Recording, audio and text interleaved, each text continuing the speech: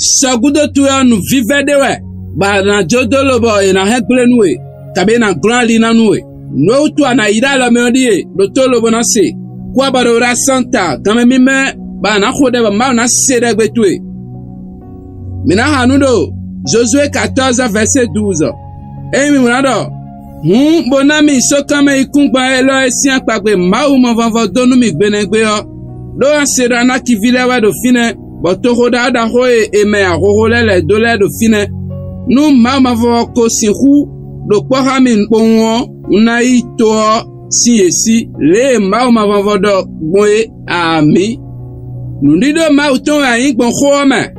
Afonte gba non da nous khoda do présenter oué nous afon lobodi do de oué tegbe a ovina fon tegbe lobodi khasidi nous présenter e mo na hundo nouveau ije do na peche oh ma ou ma ni Moïse si kwenu da won do khonu debudai o so lobodi nous contiele o wa de so lobodi présenter me gaina kholo bana se ma aussi kho gan e kholo Doto ma aussi ho lobo segbeni lobo blode di de Jesus sin kama ami mi de ya na kivila lobo atia ikungba tejila unkhode le Jesus sin kama o gamiton efo wonu miton su ba mena fo alianu miton la yayi lobo na ha mi blode Jesus sin kama ami mi me debu de ho lobo suro gbezante bonwe njro masimo ya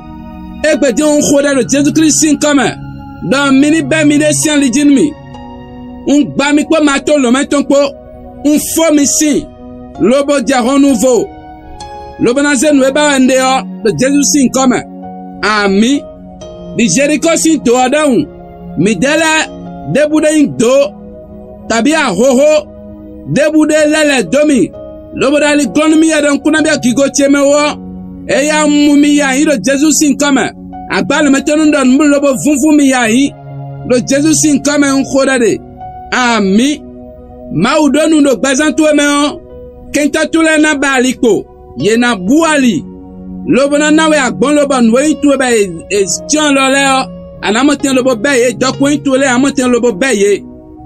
Oso kabi ahoho debu san intagbanu edian. Ye na telo fine lo gbazantu eme na yo. Bessie gbe ene kundi de tuwe do Jésus Christ sin kama. Fide bu de ade yo, hunu tole boda, di on peulo bonablo noue, mba bonablo si kwe na bide di yo, si anzana bide di yo, on peulo bonablo lo. Français gbe do, je suis capable, do fide do, je suis capable.